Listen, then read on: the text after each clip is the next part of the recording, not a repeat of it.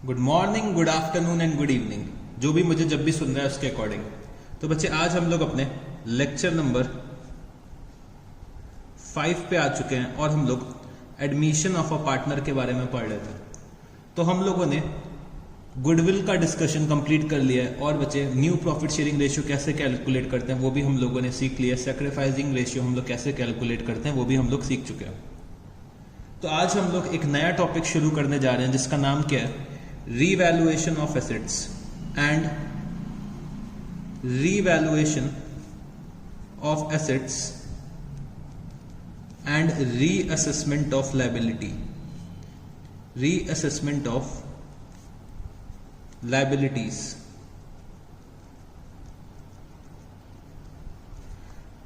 सबसे पहले हम लोग इस टॉपिक को समझने की कोशिश करते हैं कि भाई ये टॉपिक हम लोग क्यों पढ़ते हैं, फिर हम लोग इसके प्रैक्टिकल इम्प्लीकेशंस में आएंगे। ठीक है जी। अब समझने की कोशिश करना बच्चे, मेरे दो पार्टनर्स हैं ए और बी, जिनका प्रॉफिट शेयरिंग रेशियो था 2:1 का। ये लोग एक पार्टनरशिप फर्म चला रहे हैं। ठीक है जी। ये पार्टनरशिप फर्म चला रहे हैं और इन्होंने पार्टनरशिप फर्म जो स्टार्ट करी थी वो बच्चे 2012 में स्टार्ट करी थी। तो 2012 में ये बहुत सारे एसेट्स लेकर आए थे और बहुत सारी लायबिलिटीज भी लेकर आए थे। तो एसेट्स में इनके पास लैंड एंड बिल्डिंग था, फर्नीचर था और बहुत सारे एसेट्स थे। लायबिलिटीज में इनके पास सन्ड्री क्रेडिटर्स और बच्चे मान लेते हैं हम लोग एक और बैंक लोन। ठीक है जी। इन लोगों ने 2012 में अपना बिजनेस शुरू करा था। तो लैंड और बिल्डिंग इन लोगों ने जो परचेज करी थी उसकी वैल्यू थी 5 लाख रुपीस और बच्चे फर्नीचर जो परचेज करा था उसकी वैल्यू थी 1 लाख रुपीस। ठीक है जी। सन्ड्री क्रेडिटर्स जो इनके पास थे वो थे 50,000 रुपीज के और बैंक लोन जो इन लोगों ने ले रखा था वो था 3 लाख रुपीस का। जब इन लोगों ने 2012 में बिजनेस शुरू करा था तब ये सब एसेट्स और लायबिलिटीज इनके पास थे। ठीक है जी। फिर बच्चे ये लोग अपना बिजनेस रन करते रहे और क्या हुआ, 2020 आ गया। 2020 में इन लोगों ने सोचा कि एक इनका फ्रेंड है सी, इनको भी चलो पार्टनर बना लेते हैं अपने फर्म में। सी को भी पार्टनर बना लेते हैं अपने फर्म में। तो सी जो आ रहे हैं हमारे फर्म में वो बच्चे वो 1/4 शेयर के लिए हमारे फर्म में आ रहा है। तो जब सी का एडमिशन हो रहा था तब ए और बी को यह पता चला कि भाई जो लैंड एंड बिल्डिंग की वैल्यू है वो 5 लाख की जगह अब उसकी वैल्यू हो गई है 8 लाख रुपीस। बच्चे जो हमारे लैंड और बिल्डिंग की वैल्यू होती है विद टाइम अप्रिशिएट करती है। ठीक है जी। तो लैंड एंड बिल्डिंग की वैल्यू जो हो गई है वो अब 8 लाख रुपए हो गई है। तो ए और बी यहां पे सोचने लगे कि भाई हमने ये लैंड एंड बिल्डिंग परचेज करा था 5 लाख रुपए का। ठीक है जी। मैंने ये लैंड एंड बिल्डिंग परचेज करा था 5 लाख रुपए का, इसकी वैल्यू 8 लाख हो गई है, मतलब 3 लाख रुपए का प्रॉफिट हो गया। हम लोग अपने एसेट्स को बुक्स ऑफ अकाउंट में, याद करो, हिस्टोरिकल कॉस्ट पे दिखाते थे। हम लोगों ने एक कन्वेंशन पढ़ा था हिस्टोरिकल कॉस्ट का, कॉस्ट कॉन्सेप्ट हम लोगों ने पढ़ा था कि हम लोग अपने एसेट्स को, हमारे जो फिक्स्ड एसेट्स होंगे हम लोग उसको बुक वैल्यू पे दिखाएंगे। बट जब कभी भी हमारी फर्म का रिकॉन्स्टिट्यूशन होगा तो बच्चे हमें अपने लैंड एंड बिल्डिंग की वैल्यू को रिवाइज करना पड़ेगा। रिवाइज क्यों करना पड़ेगा उसका मतलब अब हम लोग समझने की कोशिश करते हैं, उसके पीछे का रीजन जानने की कोशिश करते हैं। अगर हम लोग इसको 5 लाख रुपए पे ही दिखाएंगे तो यहां पे जब सी आएंगे, ठीक है जी, जब सी आएंगे तो भाई सी भी इस फर्म का हिस्सा बन जाएंगे, मतलब सी का भी अधिकार बन जाएगा, सी का भी एक राइट बन जाएगा लैंड एंड बिल्डिंग पर। और लैंड एंड बिल्डिंग की वैल्यू अब कितनी हो चुकी है, 8 लाख रुपीस। अब सोचने की कोशिश करो, अगर मैं लैंड एंड बिल्डिंग की वैल्यू को रिवाइज ना करूं, मतलब 5 लाख से 8 लाख पे ना लेकर आऊं, मतलब जो ये 3 लाख रुपए का प्रॉफिट है वो बेसिकली है किसका, ए और बी का प्रॉफिट है। ये 3 लाख रुपए का जो प्रॉफिट है 2012 से लेकर 2020 तक का, जो भाई लैंड एंड बिल्डिंग की वैल्यू में इनहेंसमेंट आया, इंक्रीज आया, वो प्रॉफिट किसका, ए और बी का है। तो भाई प्रॉफिट किसको मिलना चाहिए, ए और बी को मिलना चाहिए।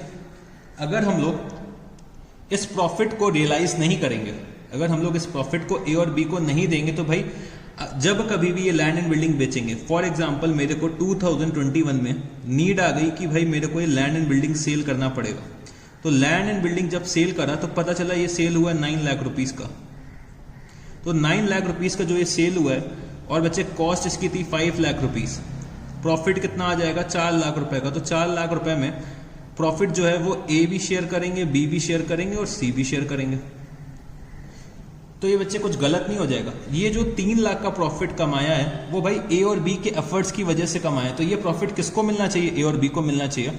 तो उनके एफर्ट्स को रिकॉग्नाइज करने के लिए हम लोग क्या करते हैं, एसेट्स और लाइबिलिटीज का रीवैल्यूएशन करते हैं। तो लैंड एंड बिल्डिंग की वैल्यू जो 8 लाख रुपए की हो गई है, मतलब 5 लाख से 8 लाख हुई है, जो ये 3 लाख रुपए का प्रॉफिट है वो किसको मिलना चाहिए, ए और बी को मिलना चाहिए। तो हम लोग क्या करेंगे, लैंड एंड बिल्डिंग का रीवैल्यूएशन करेंगे। तो जब कभी भी हमारा रिकॉन्स्टिट्यूशन होता है तो हमें रीवैल्यूएशन करना पड़ता है। तो जो ये 3 लाख रुपए का प्रॉफिट निकल के आएगा वो किसको मिलना चाहिए, ए और बी को मिलना चाहिए, क्योंकि ए और बी बोलेंगे ये हमारी मेहनत की कमाई है, हम लोगों ने इतने एफर्ट्स करें, इसी वजह से लैंड एंड बिल्डिंग की वैल्यू इंक्रीज करी है, तो इसका शेयर भी हमें मिलना चाहिए। तो ए और बी को इसकी इंक्रीज्ड वैल्यू, मतलब जितना भी इंक्रीज होगा उसमें क्या मिल जाएगा, उसमें अपना शेयर मिल जाएगा, मतलब 3 लाख के प्रॉफिट्स में इसका शेयर मिल जाएगा। तो अब लैंड एंड बिल्डिंग्स की वैल्यू हम लोग कितनी कर देंगे, 8 लाख रुपए कर देंगे, और जो ये 3 लाख रुपए का प्रॉफिट है वो बच्चे ए और बी में क्या हो जाएगा, डिस्ट्रीब्यूट हो जाएगा। फिर बच्चे जब हम लोग 2021 में लैंड एंड बिल्डिंग बेचेंगे तब इसकी कॉस्ट हम लोग क्या लिखेंगे, 8 लाख, और जो ये 1 लाख का प्रॉफिट होगा वो हम लोग तीनों में डिस्ट्रीब्यूट करेंगे। ठीक है जी, ये तो हो गया लैंड एंड बिल्डिंग का केस। बट मेरे को 2020 में पता चला कि मेरी जो फर्नीचर की वैल्यू है वो अब 40,000 रुपीज ही रह गई है।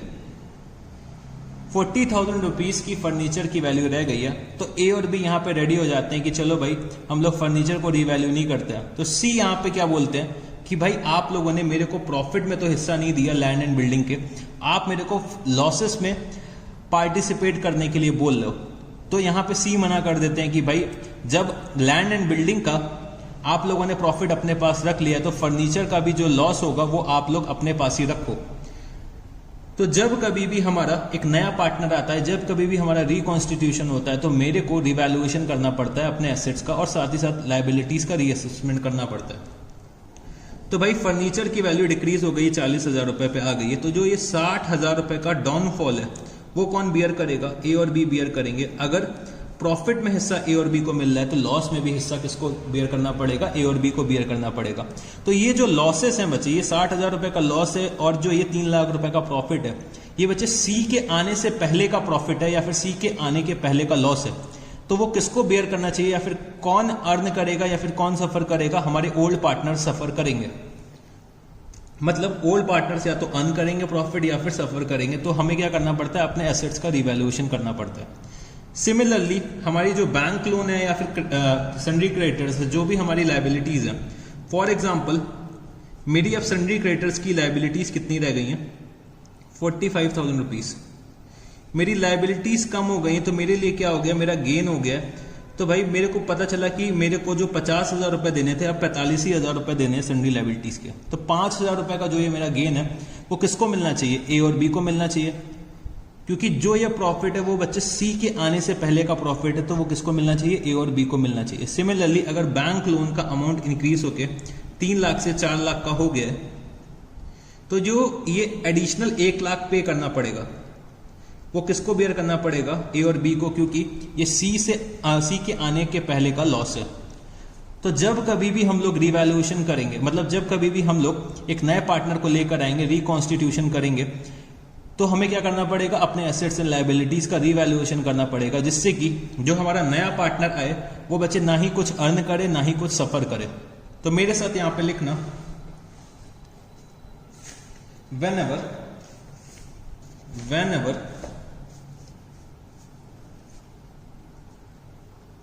whenever a new partner is admitted, whenever a new partner is admitted, it is necessary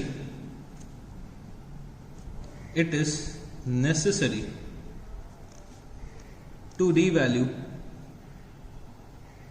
it is necessary to revalue the assets and liabilities because actual value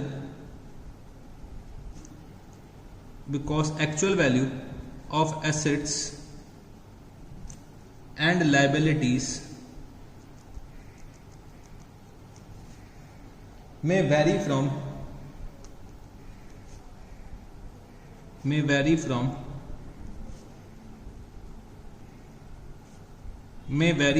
balance sheet value. तो actual value of assets and liabilities may vary from balance sheet value, and new partner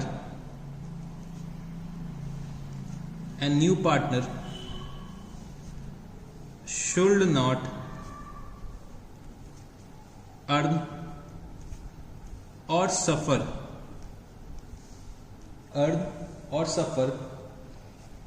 from increase or decrease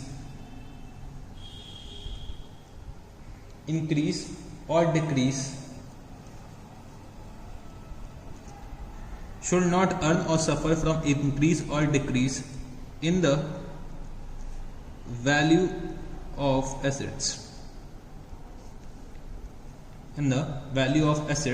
और बचे liabilities। ठीक है जी।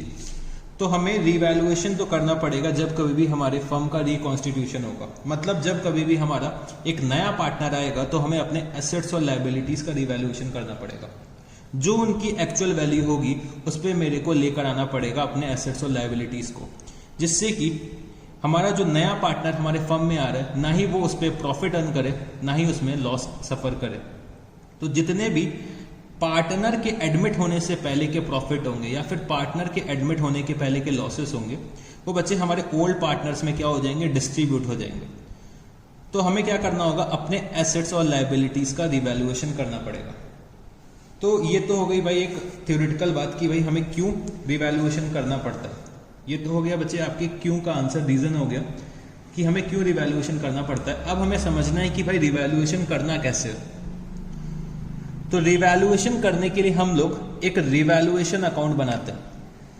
हम लोग revaluation करने के लिए एक रिवैल्यूएशन अकाउंट बनाते हैं।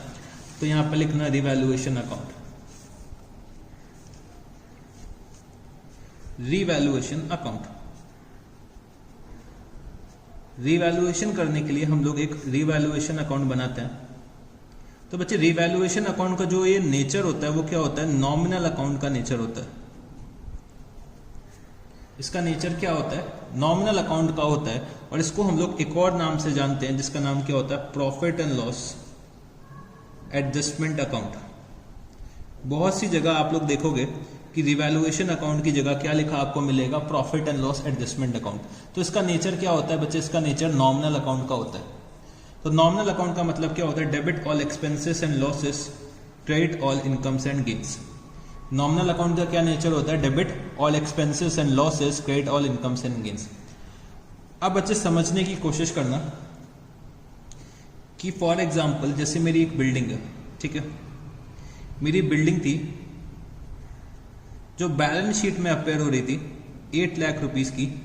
बट जब एक नया पार्टनर आया तब मेरे को पता चला कि इसकी वैल्यू जो है वो इंक्रीज हो गई, मतलब 10 लाख रुपीस की हो गई।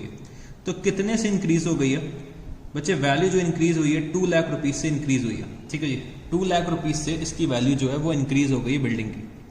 अब रिवैल्यूएशन अकाउंट जो है वो मेरा नॉमिनल अकाउंट है। अच्छा ये बताओ, अगर मेरी बिल्डिंग की वैल्यू इंक्रीज हो रही है, ये मेरे लिए खुशी की बात है कि दुख की बात है? अगर मेरे को इससे खुशी हो रही है तो मैं क्या ट्रीटमेंट करूंगा, और अगर मेरे को इससे दुख हो रहा है, अगर तो मैं क्या ट्रीटमेंट करूंगा? तो भाई अगर मेरे बिल्डिंग के एसेट्स की वैल्यू इंक्रीज हो रही है तो मेरे को क्या होगा, खुशी होगी।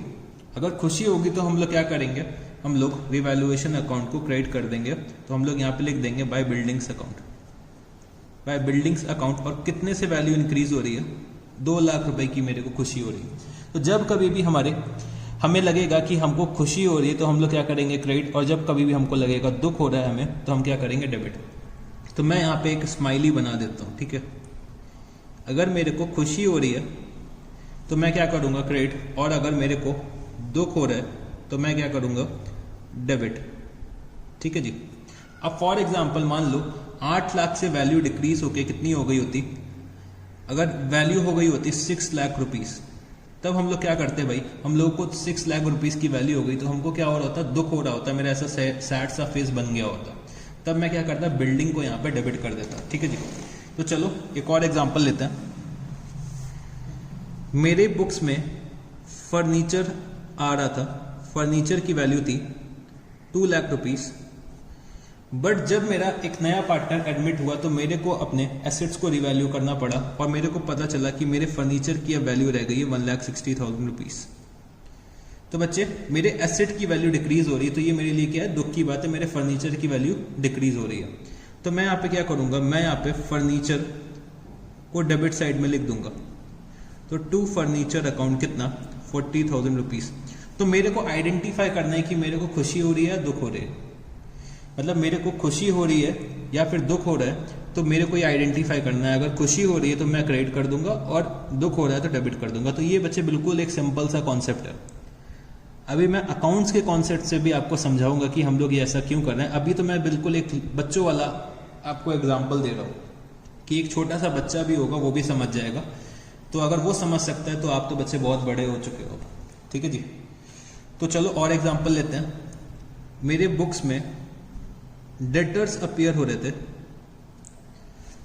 50,000 रुपीज के, बट मेरे को पता चला कि मेरा इसमें से 5,000 रुपए का बैड डेप्ट हो जाएगा। मेरे को यह पता चला कि मेरा डेटर्स जो था बुक में 50,000 रुपए से अपीयर हो रहा था, बट 5,000 इसका बैड डेप्ट हो जाएगा जब हमने क्या करा, रिवैल्यूएशन करा। तो भाई 5,000 रुपए का बैड डेप्ट हो रहा है तो इससे मेरे को क्या होगा, दुख होगा। तो अगर मेरे को दुख हो रहा है तो मैं क्या करूंगा, डेबिट करूंगा। तो मैं यहां पे क्या लिख सकता हूं, टू डेटर्स कितना, 5,000 रुपीज। तो मेरे को जितनी खुशी होगी या फिर जितना दुख होगा उसी अमाउंट से मैं यहाँ पे डेबिट या क्रेडिट करूंगा। फिर मैं आता हूं अपने लाइबिलिटीज में, ठीक है जी। मेरे बुक्स में क्रेडिटर्स अपीयर हो रहे थे, क्रेडिटर्स थे बच्चे 50,000 रुपीज के, बट मेरे को पता चला बाद में कि मैं अपने एक क्रेडिटर को रिकॉर्ड करना ही भूल गया और अब मेरे को कितने के क्रेडिटर्स पे करने पड़ेंगे, मेरे को 60,000 रुपीज के क्रेडिटर्स पे करने पड़ेंगे। मतलब मेरे क्रेडिटर्स 10,000 रुपए से इंक्रीज हो गए, मेरी लाइबिलिटी 10,000 रुपए से इंक्रीज हो रही है। तो बच्चे मेरे को खुशी होगी या दुख होगा, मेरी लाइबिलिटीज इंक्रीज हो रही है तो सर हमें दुख होगा। तो अगर हमें जब कभी भी दुख होगा तो हम लोग क्या करेंगे, हम लोग इसको डेबिट कर देंगे रिवैल्यूएशन अकाउंट में। तो मैं यहाँ पे क्या लिख दूंगा, टू क्रेडिटर्स अकाउंट कितना, 10,000 रुपीज। फिर हमारे यहाँ एक बैंक लोन चल रहा था, बैंक लोन था बच्चे 1 लाख रुपीज का, बट मेरे को पता चला कि भाई अब मेरे को सिर्फ और सिर्फ 80,000 रुपीज पे करना है। जब मैंने रिवैल्यूएशन करा तो मेरे को पता चला कि भाई मेरे को 1 लाख की जगह सिर्फ 80,000 ही पे करना पड़ेगा। तो मेरी यहाँ पे लायबिलिटीज जो है वो रिड्यूस हो रही है। तो अगर लायबिलिटीज कम होंगी तो मेरे लिए खुशी की बात है या दुख की बात है, तो सर ये तो खुशी की बात है, हमें कम पे करना पड़ेगा। तो हम लोग क्या करेंगे, अगर खुशी होगी तो हम लोग क्या करेंगे, क्रेडिट कर देंगे, मतलब बाय बैंक लोन कितना, 20,000 रुपीज। तो बच्चे जब कभी भी हम लोगों को खुशी होगी हम लोग क्रेडिट करेंगे, जब कभी भी हम लोगों को दुख होगा तब हम लोग क्या करेंगे, इसको डेबिट करेंगे, ठीक है जी। फिर जब मैं अपने सारे एसेट्स और लायबिलिटीज को रिवैल्यू कर लूंगा तो भाई मैं डिफरेंस निकालूंगा कि मेरा प्रॉफिट आ रहा है रिवैल्यूएशन में कि लॉस आ रहा है। तो अगर मैं क्रेडिट का टोटल देखता हूं तो मेरे को क्रेडिट का टोटल ज्यादा लग रहा है। तो जैसे मैंने क्रेडिट का टोटल करा तो क्रेडिट का टोटल आ रहा है 2,20,000, तो डेबिट का भी यही होना चाहिए। तो जो ये डिफरेंस निकल के आएगा वो मेरा क्या हो जाएगा, रिवैल्यूएशन प्रॉफिट।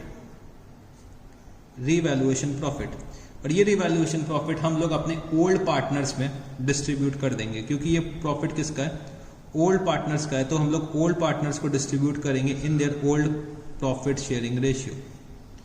ये जो प्रॉफिट है वो हम लोग अपने ओल्ड पार्टनर्स में डिस्ट्रीब्यूट करेंगे इन their old profit sharing ratio. तो अगर मैं रिवैल्यूएशन का यहाँ पे प्रॉफिट निकालता हूं तो कितना आ जाएगा, तो 2,20,000 minus 2,20,000 minus 40,000 minus 5,000 minus 10,000 rupees, तो ये बचेगा बच्चे मेरा 1,65,000 रुपीज का यहाँ पे प्रॉफिट आ गया। तो ये तो हो गया बच्चा सिंपल सा टेक्निक कि हमें आइडेंटिफाई करना है कि अगर मेरी एसेट्स इंक्रीज हो रही हैं तो मेरे लिए क्या है, खुशी की बात है, मैं यहाँ पे क्रेडिट कर दूंगा। अगर मेरे एसेट्स डिक्रीज हो रहे हैं तो मेरे लिए दुख की बात है। ये सब बातें बच्चे मेरे को आइडेंटिफाई करनी है कि मेरे को खुशी हो रही है कि मेरे को दुख हो रहा है। बस ये समझ लो रिवैल्यूएशन करते टाइम कि जिसका मैं रिवैल्यूएशन कर रहा हूँ वो मेरा बिजनेस है। अगर मेरा बिजनेस है, मेरे एसेट्स बढ़ रहे हैं तो मेरे को खुशी होगी, मैं क्रेडिट करूंगा। मेरे एसेट्स कम हो रहे हैं तो मेरे को दुख होगा तो मैं डेबिट करूंगा। सिमिलरली अगर मेरी लाइबिलिटीज इंक्रीज हो रही हैं तो मैं डेबिट करूंगा और लाइबिलिटीज डिक्रीज हो रही है तो क्रेडिट करूंगा। तो इसका मैं एक और सिंपल सा अकाउंट्स के टर्म में बता देना चाहता हूं कि अकाउंट्स के टर्म में अगर मैं रिवैल्यूएशन अकाउंट बनाता, रिवैल्यूएशन अकाउंट अगर मैं बनाता हूं तो मेरे को यहां पे क्या करना पड़ेगा। अब अकाउंट्स के टर्म में हम लोग बात करते हैं बच्चे। अगर आप लोग इस टेक्निक से भी अगर क्वेश्चन सॉल्व करोगे तो आप सारे के सारे रिवैल्यूएशन के क्वेश्चन सॉल्व कर लोगे, एक भी दिक्कत नहीं आएगी। बट मेरे को आपको अकाउंट्स के पॉइंट ऑफ व्यू से भी समझाना है तो वो भी चलो अब हम लोग समझ लेते हैं। तो बच्चे आप समझ लो कि जब कभी भी मेरे एसेट्स इंक्रीज होंगे तो मेरे को क्या करना है, क्रेडिट करना है। मेरे को अपने रिवैल्यूएशन अकाउंट को क्रेडिट करना पड़ेगा। तो इंक्रीज इन एसेट से मेरा क्या होगा, रिवैल्यूएशन अकाउंट क्रेडिट हो जाएगा। और बच्चे अगर मेरी लायबिलिटी डिक्रीज होती है, डिक्रीज इन लायबिलिटी होती है तो भी मेरा रिवैल्यूएशन अकाउंट क्या होगा, क्रेडिट होगा। ठीक है जी। अगर मेरे एसेट्स डिक्रीज होते हैं तो मेरा रिवैल्यूएशन अकाउंट क्या हो जाएगा, यहाँ पे डेबिट हो जाएगा। तो decrease in assets, decrease in assets की वजह से रिवैल्यूएशन अकाउंट को हम लोग डेबिट करेंगे। और अगर हमारी लायबिलिटी जो है वो इंक्रीज होती है, अगर हमारी लायबिलिटी इंक्रीज होती है तब भी हम लोग रिवैल्यूएशन अकाउंट को क्या कर देंगे, डेबिट कर देंगे। फिर बच्चे जो नेट रिजल्ट निकल के आएगा, तो अगर डेबिट साइड में आता है तो ये मेरा क्या हो जाएगा, रिवैल्यूएशन प्रॉफिट हो जाएगा। और अगर क्रेडिट साइड में आता है तो ये मेरा क्या हो जाएगा, रिवैल्यूएशन लॉस हो जाएगा। रिवैल्यूएशन प्रॉफिट हो या फिर लॉस हो, हमें किस में डिस्ट्रीब्यूट करना है, ओल्ड पार्टनर्स में डिस्ट्रीब्यूट करना है in their old profit sharing ratio. ठीक है जी। ओल्ड पार्टनर्स में रिवैल्यूएशन का प्रॉफिट या लॉस डिस्ट्रीब्यूट होगा इन their old profit sharing ratio. ये बच्चे हो गया दूसरा तरीका रिवैल्यूएशन करने का कि इंक्रीज हो रहा है एसेट में क्रेडिट, डिक्रीज हो रही लायबिलिटी में क्रेडिट, डिक्रीज हो रहा है एसेट में डेबिट, और बच्चे इंक्रीज इन लायबिलिटी क्या हो रहा है, डेबिट। अब मैं आपको एक और तरीका समझाने जा रहा हूं जिससे हम लोग रिवैल्यूएशन कर सकते हैं। तो ये बच्चे हम लोग जर्नल एंट्री के पॉइंट ऑफ व्यू से करेंगे। ठीक है जी। हम लोगों ने याद करो मॉडर्न अप्रोच ऑफ अकाउंटिंग पढ़ा था। तो मॉडर्न अप्रोच ऑफ अकाउंटिंग में मैंने आपको क्या पढ़ाया था कि अगर मेरे एसेट्स इंक्रीज हो रहे हैं, अगर मेरे एसेट्स इंक्रीज हो रहे हैं तो मेरे को क्या करना पड़ेगा, डेबिट। और अगर मेरी एसेट्स डिक्रीज हो रहे हैं तो हमको क्या करना पड़ेगा, क्रेडिट। सिमिलरली अगर मेरी लायबिलिटी इंक्रीज हो रही है तो हम क्या करेंगे, क्रेडिट। और अगर लायबिलिटी डिक्रीज हो रही है तो हम लोग क्या करेंगे, डेबिट। ये हम लोगों ने मॉडर्न अप्रोच ऑफ अकाउंटिंग में पढ़ा था। ठीक है जी। अब मैं बस उसी को अप्लाई करने जा रहा हूँ, जर्नल एंट्रीज बनाने जा रहा हूँ। तो जर्नल एंट्रीज के पॉइंट ऑफ व्यू से समझने की कोशिश करना कि भाई जब कभी भी मेरे एसेट्स इंक्रीज हो रहे, मेरे को पता चला जो मेरी बिल्डिंग 8 लाख की थी वो अब 10 लाख की हो गई है, तो भाई बिल्डिंग की वैल्यू इंक्रीज हो रही है तो मैं क्या करूंगा, बिल्डिंग के अकाउंट को डेबिट करूंगा, बिल्डिंग के अकाउंट को डेबिट करूंगा। और बच्चे क्रेडिट भी तो मेरे को कोई ना कोई अकाउंट करना पड़ेगा, तो मैं यहाँ पे क्या करूंगा, रिवैल्यूएशन अकाउंट को क्रेडिट कर दूंगा। तो building account debit to revaluation account कितना, 2 लाख रुपीस। ठीक है जी। Building account debit to revaluation account. तो बिल्डिंग की वैल्यू इंक्रीज हो रही है तो मेरे को बिल्डिंग डेबिट करा, और बच्चे मेरे को डबल एंट्री सिस्टम कंप्लीट करने के लिए कोई ना कोई अकाउंट तो क्रेडिट करना पड़ेगा ना। तो मैं किसको क्रेडिट कर दूंगा, रिवैल्यूएशन अकाउंट को। तो अब देखना रिवैल्यूएशन अकाउंट के क्रेडिट साइड में बिल्डिंग आना चाहिए। तो बच्चे ये देखो रिवैल्यूएशन अकाउंट के क्रेडिट साइड में बिल्डिंग आ रहा है। ठीक है जी। दूसरे केस में बच्चे मेरे फर्नीचर की वैल्यू डिक्रीज हो गई थी, तो फर्नीचर की वैल्यू डिक्रीज हो गई मतलब मेरे एसेट की वैल्यू डिक्रीज हो गई, तो हमें क्या करना चाहिए, क्रेडिट। तो हमने यहाँ पे फर्नीचर को क्रिएट करा और डबल एंट्री सिस्टम को कंप्लीट करने के लिए मैंने क्या करा, रीवैल्यूएशन अकाउंट को डेबिट करा। तो 40,000 रुपीज से मेरे फर्नीचर की वैल्यू डिक्रीज हो गई। फिर हम लोगों ने देखा था कि जो हमारे बिजनेस के डेटर्स हैं, वो बच्चे 5,000 रुपए से कम हो गए, रिड्यूस हो गए, मतलब मेरे एसेट्स कम हो गए। तो एसेट्स अगर डिक्रीज होते तो हम क्या करते हैं, क्रेडिट। तो मैंने डेटर्स को क्रेडिट कर दिया 5,000 से। और बच्चे डबल एंट्री सिस्टम को कंप्लीट करने के लिए मेरे को क्या करना पड़ेगा, रीवैल्यूएशन अकाउंट को यहाँ पे डेबिट करना पड़ेगा। ठीक है जी। फिर हम लोगों ने ये देखा कि जो हमारे क्रेडिटर्स थे वो इंक्रीज हो गए 10,000 रुपए से। तो क्रेडिटर्स इंक्रीज हो गए मतलब मेरी लाइबिलिटीज इंक्रीज हो गई। जब कभी भी लाइबिलिटीज इंक्रीज होती हैं तो हम लोग क्या करते हैं, क्रेडिट। तो मैंने यहाँ पे क्या लिखा, टू क्रेडिटर्स अकाउंट 10,000 रुपीज। और डबल एंट्री सिस्टम को कंप्लीट करना है तो मेरे को यहाँ पे रिवैल्यूएशन अकाउंट को क्या करना पड़ेगा, डेबिट करना पड़ेगा। तो 10,000 रुपए से मैंने रिवैल्यूएशन को डेबिट कर दिया। ठीक है जी। फिर मेरे को पता चला कि भाई बैंक लोन का पेमेंट मेरे को कम करना है। मेरे को 1 लाख का पेमेंट करना था, बट अभी पता चला कि मेरे को सिर्फ और सिर्फ 80,000 का पेमेंट करना है। तो मेरी लाइबिलिटीज जो है वो रिड्यूस हो रही हैं। तो जब कभी भी मेरी लाइबिलिटीज जो है वो रिड्यूस होंगी तो मेरे को क्या करना पड़ता है, डेबिट करना पड़ता है। तो मैंने यहाँ पे बैंक लोन को डेबिट कर दिया। और बच्चे मैंने क्रेडिट किसको कर दिया, तो डबल एंट्री सिस्टम को कंप्लीट करने के लिए मैंने यहाँ पे रीवैल्यूएशन अकाउंट को क्रेडिट कर दिया। तो 20,000 रुपीज। ठीक है जी। फिर मेरा क्या हुआ, रिवैल्यूएशन का प्रॉफिट निकल के आया। रिवैल्यूएशन का प्रॉफिट बच्चे हम लोगों को पार्टनर्स को डिस्ट्रीब्यूट करना होता है।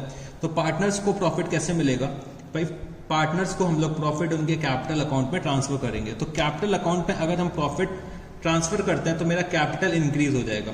कैपिटल जब कभी भी इंक्रीज होता है तो हम लोग क्या करते हैं, क्रेडिट करते हैं। तो मैं यहाँ पे जैसे कि पार्टनर्स के कैपिटल अकाउंट को क्रेडिट करने जा रहा हूँ। मान लेता हूँ कि मेरे यहाँ 2 पार्टनर्स हैं, to A's capital, to B's capital. और जो इनका प्रॉफिट शेयरिंग रेशियो है वो है बच्चे 1:1 का। तो मैं यहाँ पे क्या करूंगा, रीवैल्यूएशन अकाउंट को डेबिट कर दूंगा और मैं अपने पार्टनर्स के कैपिटल अकाउंट को क्रेडिट कर दूंगा। तो मेरा प्रॉफिट आ रहा था 1,65,000। इसको मेरे को डिस्ट्रीब्यूट करना है 1:1 के रेशियो में। तो अगर मैं 1,65,000 को डिस्ट्रीब्यूट करता हूं 1:1 के रेशियो में तो कितना आएगा, 82,500 और बच्चे 82,500। तो ये बच्चे हम लोग जर्नल एंट्रीज के पॉइंट ऑफ व्यू से भी रिवैल्यूएशन अकाउंट बना सकते हैं। ठीक है जी। बस आपको इतना ध्यान रखना है कि कौन सी चीज से मेरे को खुशी मिल रही है और कौन सी चीज से मेरे को दुख मिल रहा है, तो वो मेरे को आइडेंटिफाई करना है। अगर मेरे को खुशी मिल रही है तो मैं क्या करूंगा, क्रेडिट। और अगर मेरे को दुख मिल रहा है तो मैं क्या करूंगा, डेबिट। तो ये बच्चे हो गए जर्नल एंट्रीज। ये मैंने आपको एक अकाउंटिंग के तरीके से बताया कि रिवैल्यूएशन अकाउंट कैसे बनेगा। ये एक बच्चे मैंने एक नॉर्मल अंडरस्टैंडिंग से बनाया। तो चलो मैं एक और तरीका बताता हूँ कि रिवैल्यूएशन अकाउंट कैसे बन सकता है। रिवैल्यूएशन अकाउंट बच्चे मेरा क्या है, नॉमिनल अकाउंट है। नॉमिनल अकाउंट है मतलब debit all expenses and losses, credit all income and gains. तो भाई जितनी भी मेरे को गेन्स हो रहे हैं वो मैं क्या करूंगा, क्रेडिट करूंगा। जितने भी मेरे लॉसेस है वो मैं डेबिट कर दूंगा। तो भाई जो ये एसेट्स की वैल्यू डिक्रीज हो रही है या फिर लाइबिलिटीज की वैल्यू इंक्रीज हो रही है तो वो मैं डेबिट ही तो करूंगा। और अगर मेरे एसेट्स की वैल्यू इंक्रीज हो रही है, लाइबिलिटीज की वैल्यू डिक्रीज हो रही है, तो ये मेरे लिए क्या है, गेन है। तो गेन को मैं क्रेडिट कर दूंगा। तो अगर मैं नॉमिनल अकाउंट का रूल भी फॉलो करूंगा तभी बच्चे मैं क्या कर सकता हूँ, रिवैल्यूएशन अकाउंट बना सकता हूँ। तो ये बच्चे रिवैल्यूएशन अकाउंट का कॉन्सेप्ट होता है। ठीक है जी। अब जैसे कि मैंने आपको यहाँ पे सिखाने के पॉइंट ऑफ व्यू से हर एक आइटम की अलग अलग जनरल एंट्री पास करिए, बट एग्जाम में आपके पास इतना टाइम नहीं होगा अगर जनरल एंट्रीज पूछ लेते हैं। तो आप लोगों को कंसोलिडेट करके जनरल एंट्री पास करनी होगी। मतलब आप लोग एक जनरल एंट्री पास करोगे, पहले क्या करोगे, रिवैल्यूएशन अकाउंट बना लो। Revaluation account debit to furniture account, debtors account, creditors account, एक जनरल एंट्री ये बनी। फिर आप क्या करोगे, buildings account debit, bank loan account debit to revaluation account, दूसरी जनरल एंट्री ये बनी। और तीसरी जनरल एंट्री में हम लोग अपने प्रॉफिट या लॉस का डिस्ट्रीब्यूशन कर देंगे। तो revaluation account debit to A's capital to B's capital. 3 general entries में मेरे को अपना रिवैल्यूएशन फिनिश ऑफ करना है। यहाँ पे मैंने आपको सिखाने के पर्पज से इतनी सारी जनरल एंट्रीज करके दिखाई हैं, बट आपके पास एग्जाम में इतना टाइम नहीं होगा। तो आप लोगों को सिर्फ और सिर्फ 3 जनरल एंट्रीज में रिवैल्यूएशन को कंप्लीट करके रख देना होगा। तो ये बच्चे होता है मेरा रिवैल्यूएशन का कॉन्सेप्ट। तो चलो अब हम लोग आते हैं अपने क्वेश्चंस पे। तो बच्चे क्वेश्चन नंबर 66 आप लोग ओपन कर लीजिएगा। क्या दे रखा हुआ है, pass entries in the firm's journal for the following on the admission of a partner. तो machinery be depreciated by ₹16,000 and building be appreciated by ₹40,000। A provision be created for doubtful debts at the rate of 5% of debtors amounting to ₹80,000. Provision for warranty claims be increased by ₹12,000. तो मेरे को यहाँ पे revaluation की entries pass करनी है, ठीक है जी। तो मैं चाहूँ तो डायरेक्टली भी एंट्री पास कर सकता हूँ, मैं चाहूँ तो एक रिवैल्यूएशन अकाउंट पहले बना लूँ। रिवैल्यूएशन अकाउंट बनाने में बच्चे मेरे को 3 से 4 मिनट के ऊपर नहीं लगेगा। तो आप लोग क्या करा करो कि पहले रिवैल्यूएशन अकाउंट बना दो, फिर उसके बाद एंट्रीज पास करो, ठीक है जी। तो रिवैल्यूएशन अकाउंट आप लोग वर्किंग नोट में बना सकते हो और आपके जो मेन एंट्रीज हैं वो आपका मेन सॉल्यूशन का पार्ट बन जाएंगी, ठीक है जी। तो चलो क्वेश्चन को स्टार्ट करते हैं। तो क्वेश्चन नंबर 66। तो पहले मैं आपको रिवैल्यूएशन अकाउंट बनाता हूँ, रिवैल्यूएशन अकाउंट बना के दिखाता हूँ, फिर आप लोग क्या करना, जर्नल एंट्रीज पास करना। तो रिवैल्यूएशन अकाउंट छोटा सा एक बना लो 5-6 लाइन का। तो रिवैल्यूएशन अकाउंट बनाना है और यहाँ पे क्या दे रखा है कि मशीनरी को मेरे को डेप्रिशिएट करना है 16,000 रुपीज से। भाई मेरे एसेट की वैल्यू डिक्रीज हो रही है तो मेरे को क्या होगा, दुख होगा। अगर दुख होता है मेरे को तो मैं यहाँ पे क्या करूंगा, मैं यहाँ पे रिवैल्यूएशन अकाउंट के डेबिट साइड में लिख दूंगा। तो मैंने यहाँ पे क्या लिखा, टू मशीनरी अकाउंट 16,000 रुपीज। फिर ये दे रखा है कि building is to be appreciated by 40,000। Building की वैल्यू इंक्रीज हो रही है, मतलब मेरे एसेट्स की वैल्यू इंक्रीज हो रही है, मेरे को खुशी मिलेगी। तो मैं यहाँ पे क्या करूंगा, मैं यहाँ पे बिल्डिंग्स को क्या करूंगा, क्रेडिट कर दूंगा। कितने से क्रेडिट कर दूंगा, 40,000 रुपीज से क्रेडिट कर दूंगा। फिर मेरे को दे रखा है a provision is to be created for doubtful debts at the rate of 5% of debtors amounting to ₹80,000। तो मेरे को अपने डेटर्स पे प्रोविजन क्रिएट करना है। भाई प्रोविजंस हम लोग क्यों क्रिएट करते हैं, जिससे कि हम लोग लॉसेस को मीट आउट कर सके। अगर मेरे को कोई एक एंटीसिपेटेड लॉस लग रहा है तो तब हम लोग क्या करते हैं, एक प्रोविजन क्रिएट करते हैं। तो ये बच्चे जो हम लोग प्रोविजंस क्रिएट कर रहे हैं ये हमारे लिए क्या है, एक तरीके से दुख की बात है, क्योंकि मेरे को डर है कि मेरे डेटर्स मेरे को पेमेंट ना करें। अगर मेरे डेटर्स मेरे को पेमेंट ना करें तो एक्चुअली मैं पहले से ही प्रोविजंस बना के चलूँ कि भाई इतना पैसा तो मेरे को नहीं मिलेगा। तो ये मेरे लिए क्या है, एक तरीके की दुख की बात है। तो मैं यहाँ पे प्रोविजन को डेबिट कर दूंगा। तो to provision for doubtful debts, तो 80,000 पे मेरे को 5% का प्रोविजन क्रिएट करना है। तो ये कितना आ जाएगा, 4,000 रुपीज। फिर ये दे रखा है कि provision for warranty claims be increased by ₹12,000। बच्चे जब कभी भी हम लोग अपने कस्टमर्स को प्रोडक्ट सेल करते हैं, मैंने अपने कस्टमर को प्रोडक्ट सेल करा तो मैं उनको क्या देता हूँ, वारंटी देता हूँ। जैसे कि हम लोग जब मोबाइल खरीदते हैं, टीवी खरीदते हैं, एसी खरीदते हैं, तो हम लोगों को क्या मिलती है, वारंटी मिलती है। वारंटी कौन देती है, कंपनी देती है। तो ऐसा सोचो कि भाई मैं कंपनी हूँ और मैं अपने कस्टमर को वारंटी दे रहा हूँ। तो हो सकता है कि भाई कुछ टेलीविजन्स, कुछ मोबाइल्स खराब भी निकल जाते होंगे, तो मेरे को वारंटी का पेमेंट करना पड़ता है। तो वो मेरी क्या हो गई, एक तरीके की लायबिलिटी हो गई। तो यहाँ पे ये दे रखा है कि provision for warranty claims be increase by ₹12,000। तो एक तरीके से मेरी लायबिलिटी इंक्रीज हो रही है। तो लायबिलिटी इंक्रीज हो रही है तो बच्चे मेरे लिए क्या, ये दुख की बात है। तो मैं इसको क्या कर दूंगा, डेबिट कर दूंगा। तो to provision for warranty claims, to provision for warranty claims कितना, 12,000 रुपीज। तो मैंने सारे के सारे रिवैल्यूएशन के आइटम्स रिकॉर्ड कर लिया। अब मेरे को ये निकालना है कि भाई मेरा प्रॉफिट आ रहा है कि लॉस आ रहा है। तो मेरा क्रेडिट साइड का टोटल ज़्यादा लग रहा है मेरे को, तो मेरे को लगता है यहाँ पे मेरा प्रॉफिट आएगा। तो मैंने यहाँ पे क्या करा, यहाँ पे टोटल करा, कितना आएगा, 40,000। इधर साइड का भी टोटल कितना होना चाहिए, 40,000। तो यहाँ पे मेरे को ये नहीं बता रखा है कि मेरे फर्म में पार्टनर्स कौन कौन से हैं। तो मैंने यहाँ पे सिंपली लिख दिया to revaluation profit, to revaluation profit. तो मेरा प्रॉफिट कितना आ जाएगा, 8,000 रुपीज। अब मेरे को जर्नल एंट्रीज पास करनी है, तो चलो हम लोग जर्नल एंट्रीज भी पास कर लेते हैं। तो यहाँ पे देखना बच्चे, रिवैल्यूएशन अकाउंट जो हो रहा है डेबिट हो रहा है, किसके नाम से डेबिट हो रहा है, machinery provision for doubtful debts and provision for warranty claims. तो मैं यहाँ पे क्या करूंगा, एक एंट्री तो ये पास कर दूंगा कि revaluation account debit, revaluation account debit to machinery account to provision for doubtful debts provision for doubtful debts, 2 provision for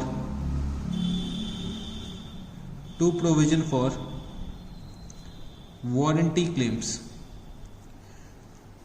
तो मशीनरी बचे 16,000 रुपीज, 4,000 रुपीज हो गया किसका provision for doubtful debts, provision for warranty claims का amount है 12,000, तो total हो जाएगा ये 32,000 रुपीज। ठीक है जी। तो रिवैल्यूएशन को मैंने डेबिट करा, कितने से डेबिट करा 32,000 रुपीज से, और मैंने यहाँ पे एक नरेशन लिख दिया, being assets reduced and liabilities increased। ठीक है जी। फिर अगली एंट्री मैं क्या पास करूंगा, अगली एंट्री में बच्चे मैं बिल्डिंग को डेबिट करूंगा और रिवैल्यूएशन को क्रेडिट करूंगा। तो मैंने यहां पे लिखा बिल्डिंग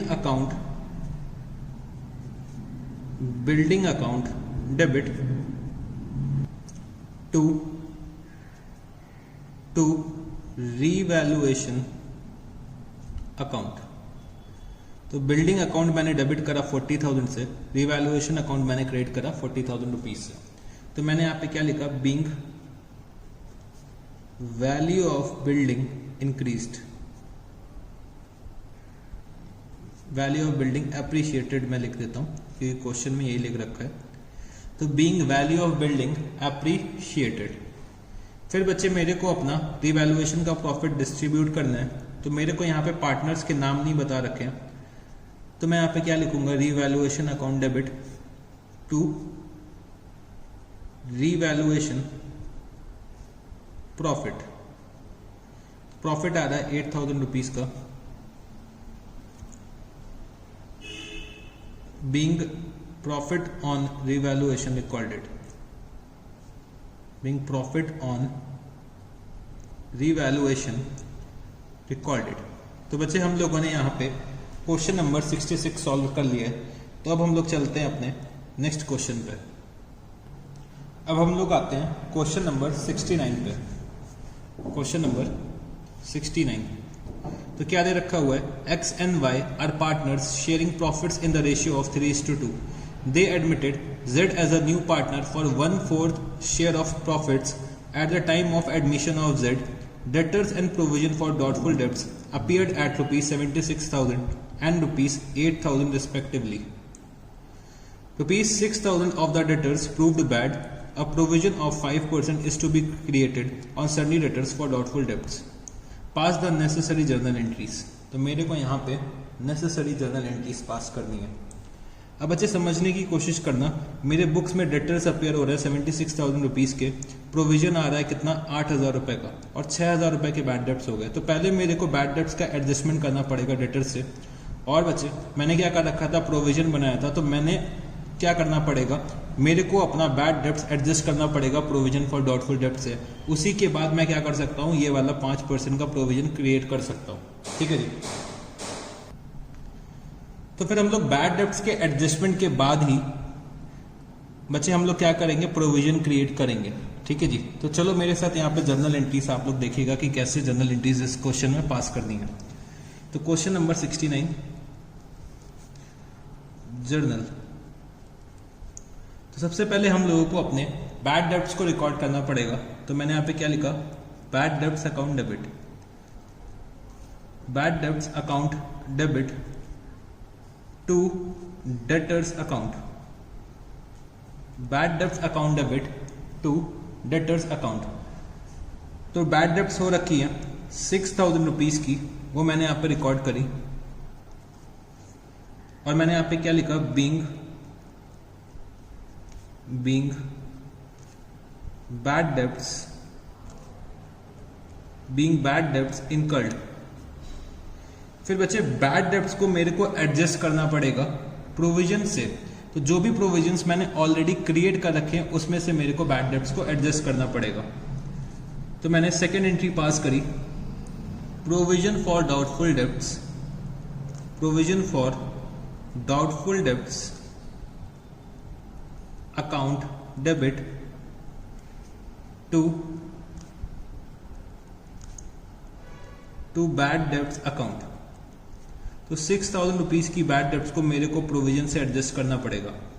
तो मेरा प्रोविजन कितना आ रहा था ऑलरेडी क्वेश्चन में 8,000 रुपीज का प्रोविजन मेरे को दे रखा है, तो 8,000 में मैंने 6,000 रुपीज तो एडजस्ट कर दिया बैड डेब्ट्स का। तो being bad debts adjusted, being bad debts adjusted, ठीक है जी। अब मेरे को प्रोविजन क्रिएट करना है, तो प्रोविजन के लिए क्या दे रखा है, अब provision of 5% is to be created on sundry debtors for doubtful debts. तो मेरे अब सन्ड्री डेटर्स रिमेनिंग कितने बचे होंगे, तो 76,000 रुपीज के सन्ड्री डेटर्स मेरे को दे रखे हुए हैं और बचे 6,000 रुपए की बैड डेब्ट्स हो चुकी है। तो अब मेरे पास डेटर्स जो बचे होंगे वो कितने के बचे होंगे, 70,000 रुपीज के बचे होंगे। तो चलो यहाँ पे हम लोग क्या करते हैं, एक वर्किंग नोट बना लेते हैं, वर्किंग नोट में कैलकुलेशन कर लेते हैं। तो calculation of provision for doubtful debts, calculation of provision for doubtful debts. तो बच्चे मेरे को प्रोविजन क्रिएट करना है, तो प्रोविजन इज इक्वल टू, तो 76,000 रुपीज के डेटर्स आ रहे थे, इसमें से 6,000 रुपए के बैड डेब्ट्स हो गए। तो मेरे को अब 70,000 अमाउंट में प्रोविजन क्रिएट करना है। तो कितना प्रोविजन क्रिएट हो जाएगा, तो 70,000 का 5% हो जाएगा 3,500 रुपीज। और मेरे पास ऑलरेडी कितने रुपए का प्रोविजन चल रहा है, तो मैंने यहाँ पे क्या लिखा, माइनस ओल्ड प्रोविजन। मेरे पास एग्जिस्टिंग प्रोविजन कितने का है, तो भाई 8,000 रुपए का प्रोविजन था, उसमें से 6,000 रुपए हम लोगों ने एडजस्ट कर दिए, तो रिमेनिंग प्रोविजन कितना बचा, 2,000 रुपए। तो 3,500 रुपए का प्रोविजन मेरे को क्रिएट करना है, उसमें से 2,000 का ऑलरेडी क्रिएटेड है, तो मैं न्यू प्रोविजन कितने का क्रिएट कर दूंगा, 1,500 रुपए का प्रोविजन मैं क्रिएट कर दूंगा, ठीक है जी। तो प्रोविजन को अगर हम लोग क्रिएट कर रहे हैं तो मेरे को रिवैल्यूएशन अकाउंट डेबिट करना पड़ेगा। तो revaluation account debit to provision for doubtful debts. तो रिवैल्यूएशन अकाउंट को मेरे को डेबिट करना है और provision for doubtful debts account को क्या करना है, क्रिएट करना है। तो 1,500 रुपीज और मैंने यहाँ पे नरेशन लिख दिया, बीइंग प्रोविजन क्रिएटेड। फिर बच्चे रिवैल्यूएशन से रिलेटेड सिर्फ एक ही एंट्री मेरे को दे रखी है, तो मेरा यहाँ पे रिवैल्यूएशन का लॉस आएगा, वो मैं अपने पार्टनर्स पे डिस्ट्रीब्यूट कर दूंगा in their old profit sharing ratio. तो ओल्ड पार्टनर्स में मेरे को डिस्ट्रीब्यूट करना है in their old profit sharing ratio. तो मैंने यहाँ पे क्या लिखा, X capital account debit, Y's capital account debit to revaluation account. तो रिवैल्यूएशन का लॉस कितना आएगा, 1,500 रुपीज का, और ये हमें अपने ओल्ड पार्टनर्स में डिस्ट्रीब्यूट करना है इन द रेशियो ऑफ 3:2। तो 900 रुपीज एक्स बियर करेंगे, 600 रुपीज वाई बियर करेंगे, और मैंने यहाँ पे नरेशन लिख दिया, being loss on revaluation transfer to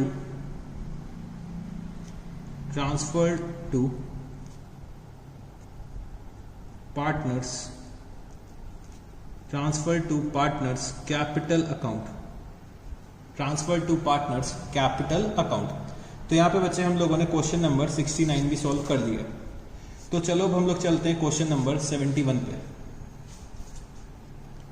question number 71 में क्या दे रखा हुआ है, at the time of admission of a new partner C the assets and liabilities of A and B were revalued as follows. A provision for doubtful debts at the rate of 10% was made on sundry debtors, और sundry debtors का amount दे रखा है मेरे को 50,000 rupees. Creditors were written back by rupees 5,000. Building was appreciated by 20%. Book value of building कितनी दे रखी है, 2 lakh rupees. Unrecorded investments were worth rupees 15,000. A provision of rupees 2,000 was made for an outstanding bill for repairs. Unrecorded liability towards supplier was ₹3,000, pass the necessary journal entries. तो मेरे को यहाँ पे journal entries pass करनी है, तो मैं क्या करूंगा, पहले एक रिवैल्यूएशन अकाउंट बनाऊंगा, फिर मैं नेसेसरी जर्नल एंट्रीज भी पास कर लूंगा। तो चलो पहले हम लोग रिवैल्यूएशन अकाउंट बनाते हैं। रिवैल्यूएशन अकाउंट,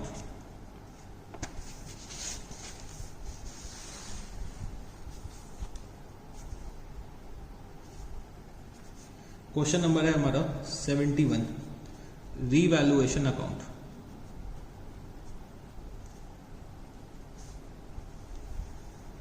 तो चलो एक एक आइटम को रीड करते जाते हैं और उसका ट्रीटमेंट करते जाते हैं अपने रिवैल्यूएशन अकाउंट का।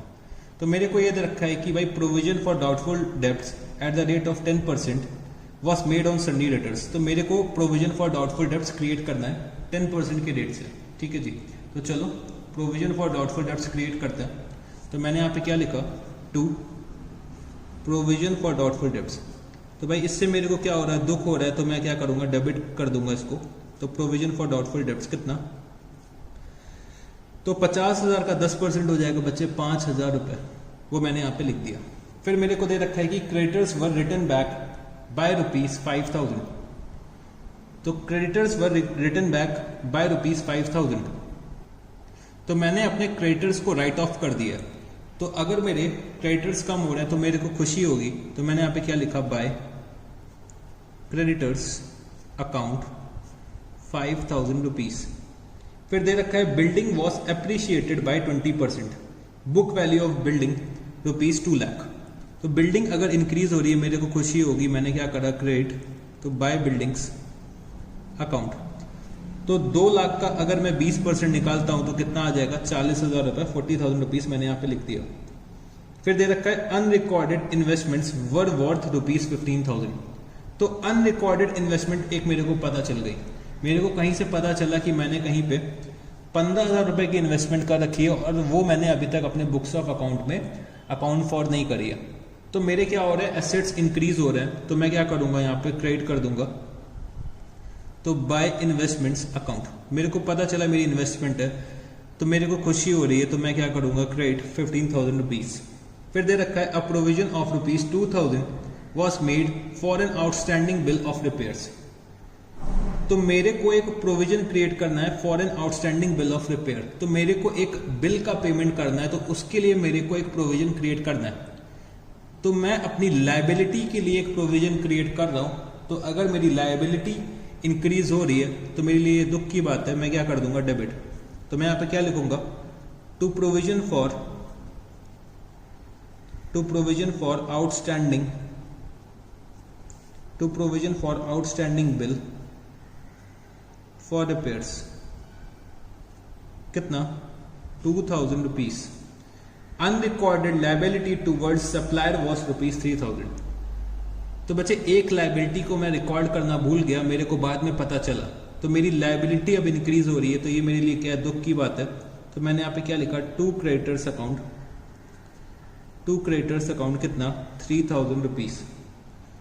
तो मैंने अपने सारे आइटम्स रिकॉर्ड कर लिए हैं। अब मेरे को चेक करना है कि मेरा रिवैल्यूएशन का प्रॉफिट आ रहा है कि लॉस आ रहा है। तो यहाँ पे बच्चे मेरे को क्रेडिट का टोटल ज्यादा लग रहा है, तो मैंने अगर टोटल करा तो टोटल आ रहा है मेरा 60,000। तो यहाँ का भी 60,000 आना चाहिए। जो डिफरेंस होगा वो बच्चे मेरा क्या हो जाएगा, प्रॉफिट हो जाएगा। अब यहाँ पे बता नहीं रखा है कि भाई ए और बी जो प्रॉफिट शेयर कर रहे हैं वो किस रेशियो में शेयर कर रहे हैं, और सी जो आ रहा है वो कितना शेयर एक्वायर कर रहे हैं। तो चलो मैंने डिवैल्यूएशन प्रॉफिट के नाम से लिख दिया, to revaluation profit transfer to old partners capital account.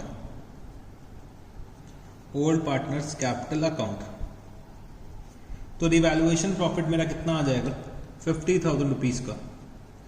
अब मेरे से क्वेश्चन है क्या बोला है कि जर्नल एंट्रीज पास कर दो।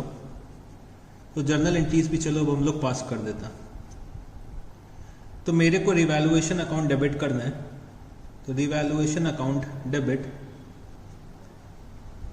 और बच्चे मेरे को क्रेडिट क्या क्या करना पड़ेगा। तो क्रेडिट मेरे को करना पड़ेगा provision for doubtful debts, provision for outstanding bill for repair, और बच्चे to creditors account.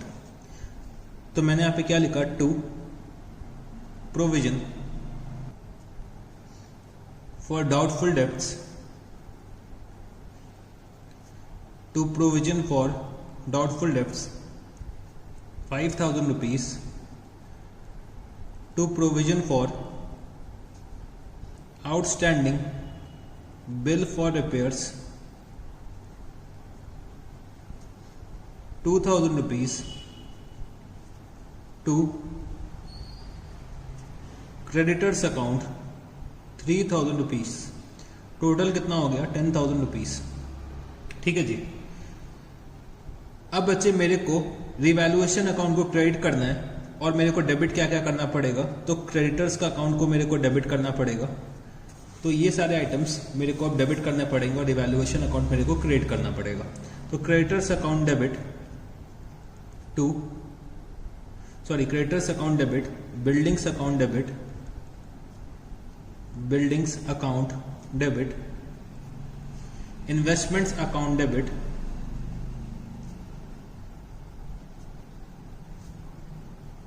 To revaluation account,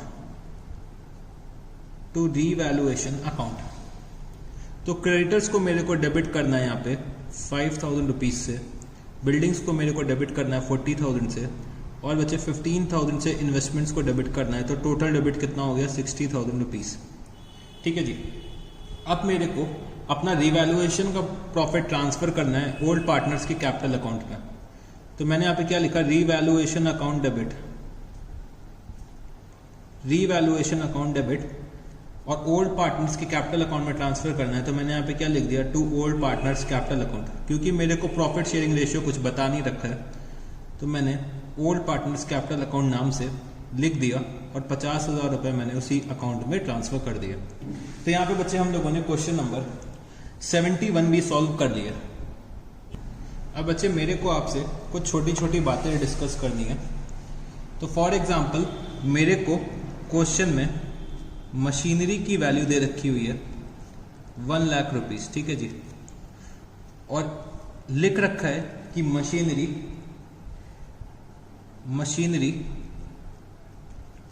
to be reduced by 25%। तो इस केस में बच्चे हम लोग क्या करेंगे, मशीनरी की वैल्यू 25% से रिड्यूस कर देंगे, मतलब 25,000 रुपीज से रिड्यूस कर देंगे। तो मेरी मशीनरी की वैल्यू कितनी रह जाएगी, 75,000 रुपीज। 75,000 रुपीज। अब मेरे को एक और केस दिया होगा कि machinery to be reduced to 25%। Machinery to be reduced to 25%। तो बच्चे यहां पे क्या लिखा है कि हमें जो मशीनरी रिड्यूस करनी थी वो 25% से रिड्यूस करनी थी, और अब की बार क्या लिख दिया कि मशीनरी की वैल्यू को 25% पे रिड्यूस कर दो। तो यहां का मतलब क्या हो गया कि मेरे को जो रिड्यूस करना है मशीन की वैल्यू, मतलब 25% पे लेकर आनी है, मतलब मेरे को रिडक्शन कितने का करना होगा, 75% का रिडक्शन करना है। तो मैं अपने रिवैल्यूएशन अकाउंट में क्या लिखूंगा, 75,000 रुपीज मैं लिख दूंगा कि मैं रिवैल्यूएशन अकाउंट में डेबिट साइड में 75,000 रुपीज लिख रहा हूं। तो मशीनरी की अब वैल्यू कितनी रह जाएगी, 25,000 रुपीज।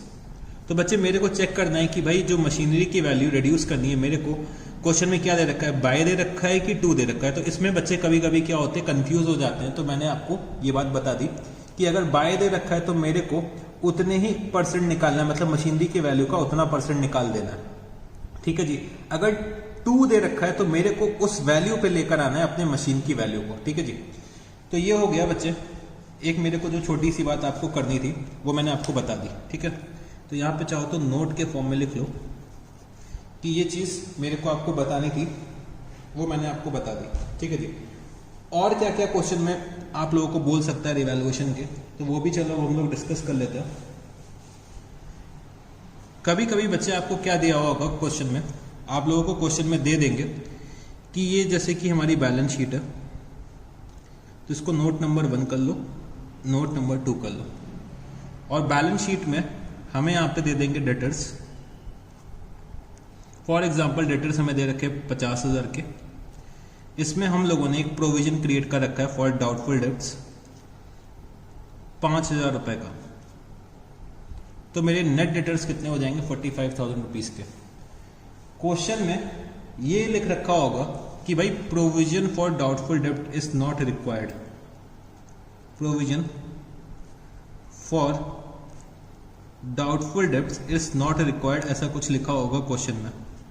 तो इसका मतलब ये होगा बच्चे कि मेरे जो डेटर्स हैं वो सारे के सारे अच्छे डेटर्स हैं, मेरे को पूरा का पूरा पैसा मिल जाएगा 50,000 का। तो ये मेरे सारे के सारे डेटर्स कौन से हो जाएंगे, गुड डेटर्स हो जाएंगे।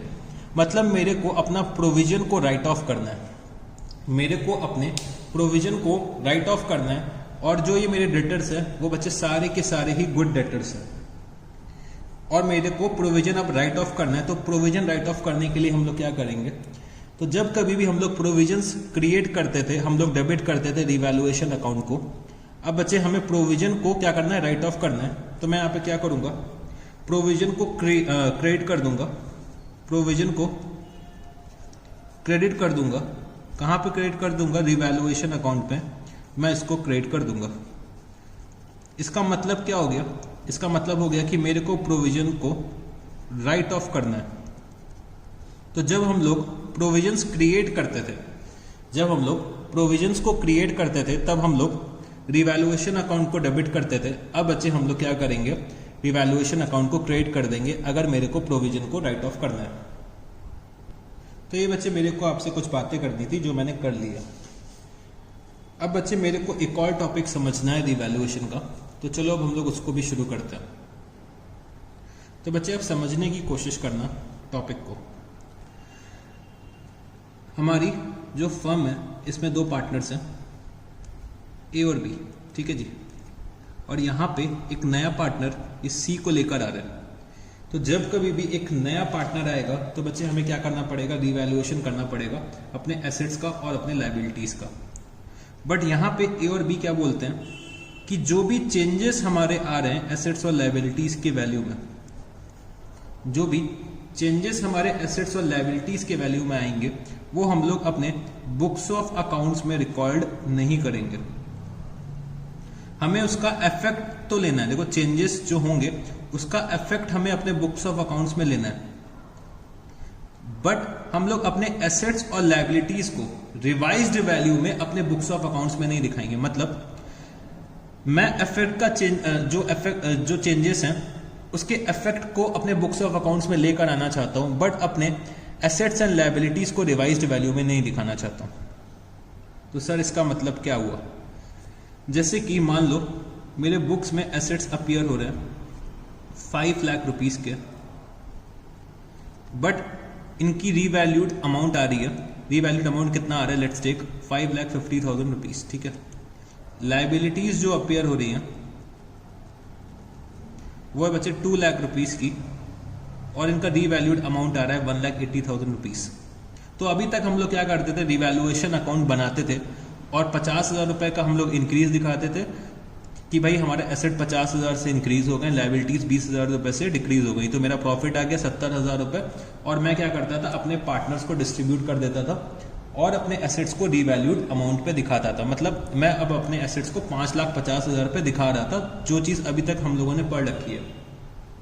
बट कभी कभी जो हमारे पार्टनर्स हैं वो ये बोलते हैं कि भाई मेरे को अपने एसेट्स को 5 लाख रुपए पे ही दिखाना है, मेरे को अपनी लायबिलिटीज 2 लाख रुपए पे ही दिखानी है। मतलब मैं अपने एसेट्स और लायबिलिटीज को बुक वैल्यू पे ही दिखाऊंगा, मैं रिवाइज्ड वैल्यू पे नहीं दिखाऊंगा। और जो ये प्रॉफिट या लॉस आ रहा है, जो भी प्रॉफिट या लॉस आएगा रिवैल्यूएशन का, उसका इफेक्ट भी मैं लेना चाहता हूं। मतलब जो यहाँ पे प्रॉफिट आ रहा है 70,000 रुपए का, उसका मैं इफेक्ट भी लेना चाहता हूं, बट मैं अपने एसेट्स और लायबिलिटीज को बुक वैल्यू पे दिखाऊंगा, ना कि रिवाइज्ड वैल्यू पे दिखाऊंगा। मैं अपने एसेट्स एंड लायबिलिटीज को बुक वैल्यू पे दिखाऊंगा, और ये 70,000 रुपए का जो ये चेंज आ रहा है, प्रॉफिट आ रहा है, उसका इफेक्ट भी अपने बुक्स ऑफ अकाउंट्स में लेना चाहता हूं। तो यहां पे अब हमें कैसे क्या ट्रीटमेंट करना होगा वो हमें सीखने की जरूरत है। इस सिचुएशन में हमें कैसे क्या रिवैल्यूएशन का ट्रीटमेंट करना है वो अब हमें सीखने की जरूरत है। तो बच्चे मेजोरिटी केसेस में ना 95% केसेस में आप लोगों से ये नॉर्मल केसेस ही पूछे जाएंगे जिसमें मेरे को प्रॉपर रिवैल्यूएशन अकाउंट बनाना पड़ेगा। बट बच्चे 5% केसेस में आपसे ऐसा कोई एक केस पूछ सकते हैं। तो चलो पहले इस केस का नाम लिख लो।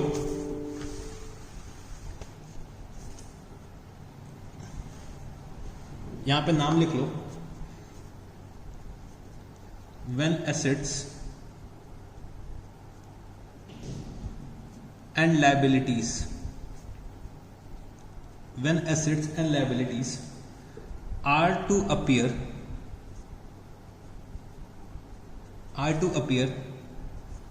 at book value।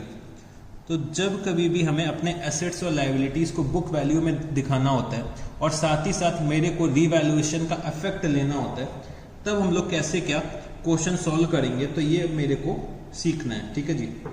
तो सबसे पहले बच्चे मेरे को क्या करना पड़ेगा, मेरे को एक मेमोरेंडम रिवैल्यूएशन अकाउंट बनाना पड़ेगा।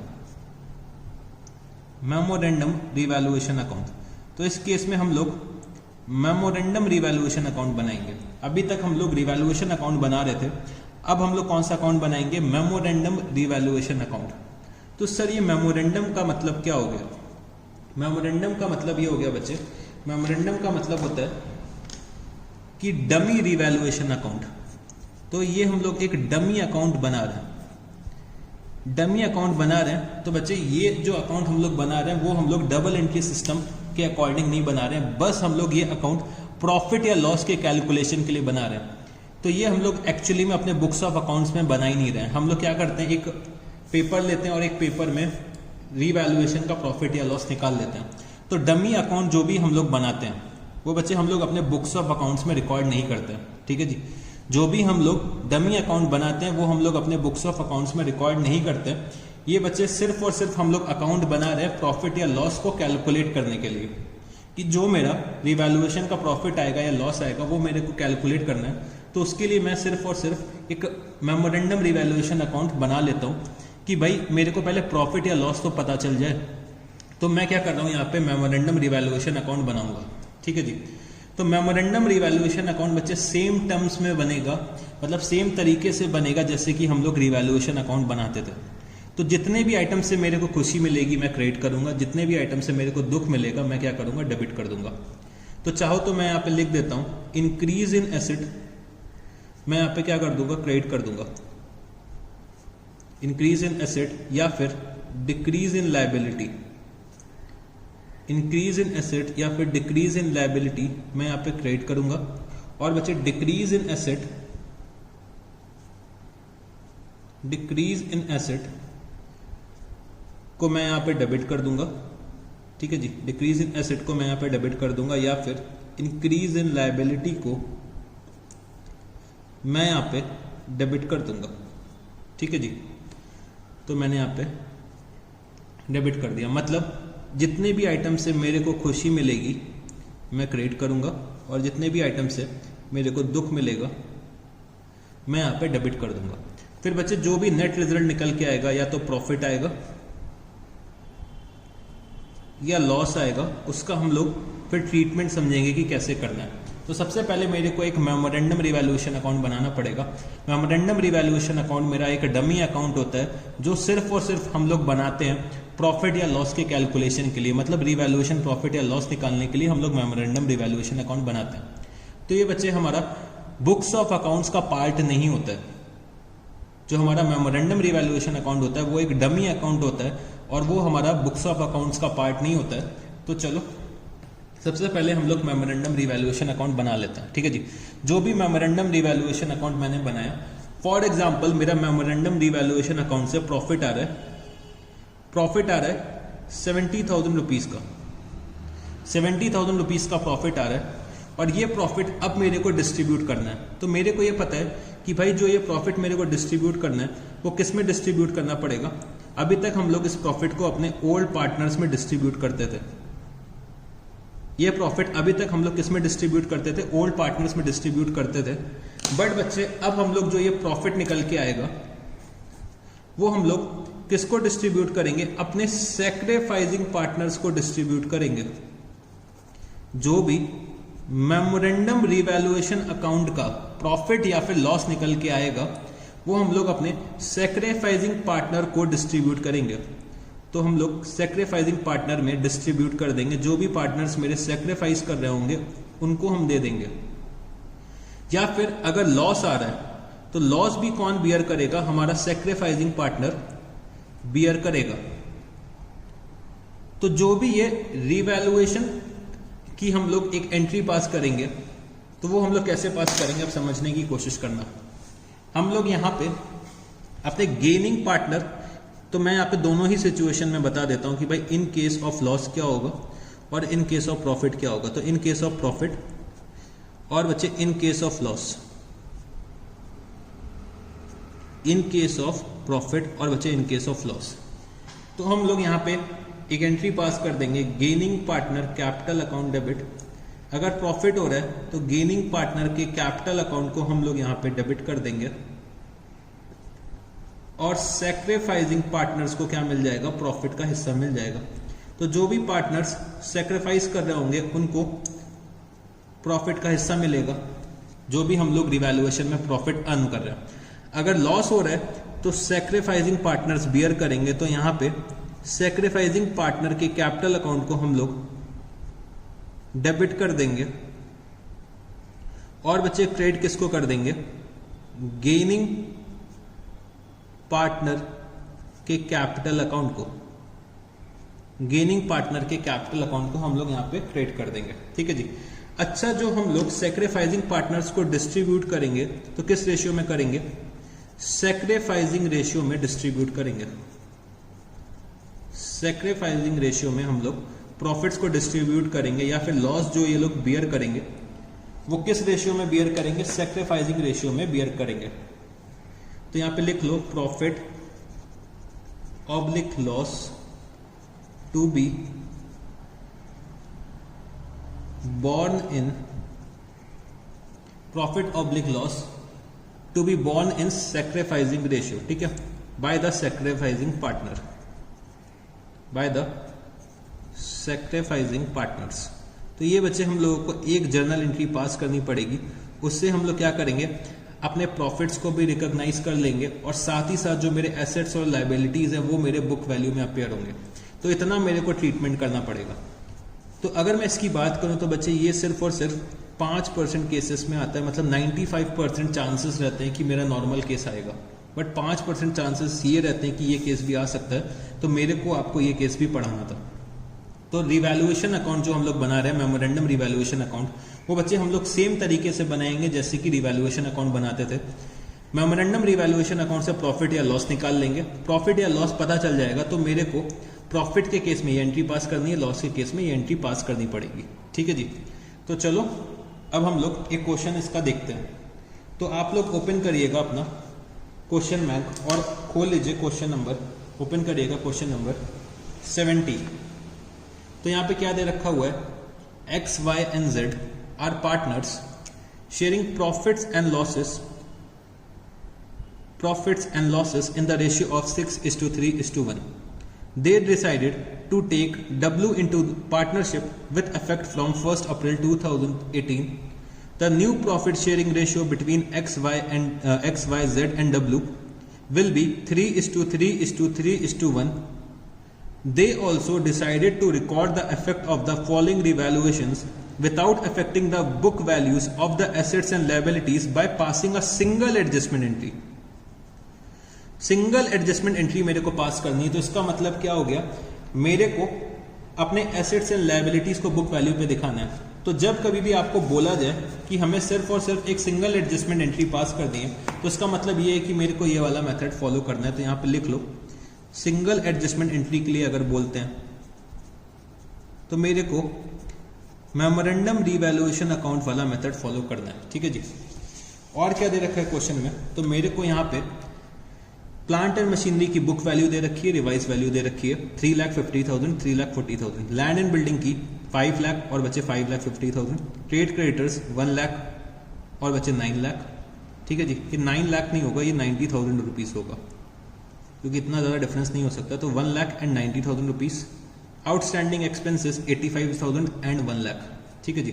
पास नेसेसरी एडजस्टमेंट एंट्री, तो मेरे को एक सिंगल एंट्री के थ्रू प्रॉफिट या लॉस रिकॉग्नाइज करना है। तो चलो यहाँ पे लिखते हैं हम लोग क्वेश्चन नंबर 70। Question number 70। तो सबसे पहले मेरे को यहाँ पे मेमोरेंडम रिवैल्यूएशन अकाउंट बनाना पड़ेगा।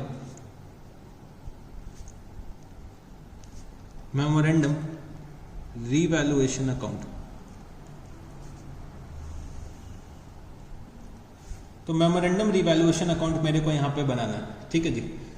तो यहां पे ये दे रखा हुआ है कि प्लांट एंड मशीनरी की बुक वैल्यू 3,50,000 है और रिवाइज्ड वैल्यू कितनी है 3,40,000।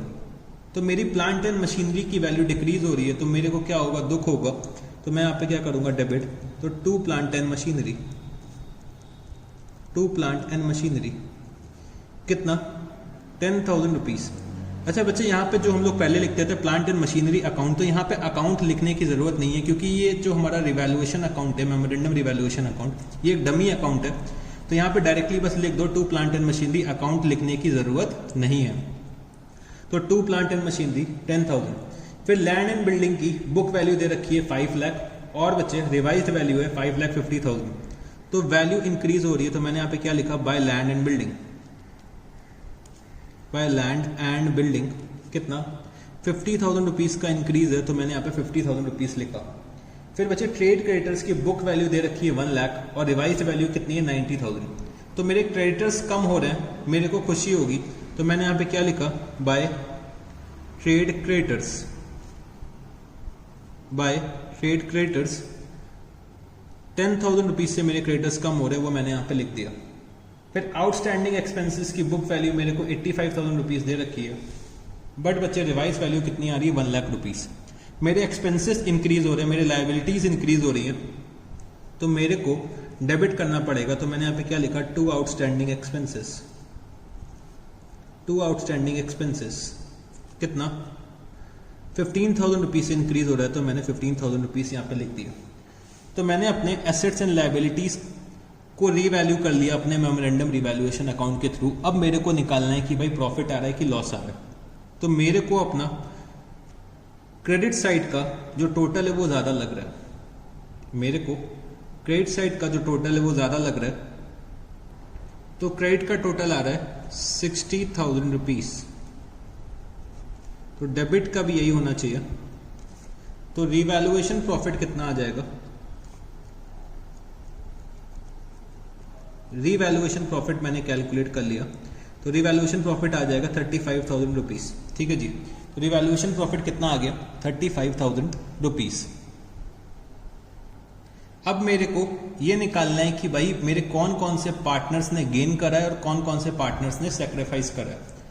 तो चलो वो भी निकाल लेते हैं। तो मैंने यहां पे क्या लिखा, calculation of sacrifice oblique gain.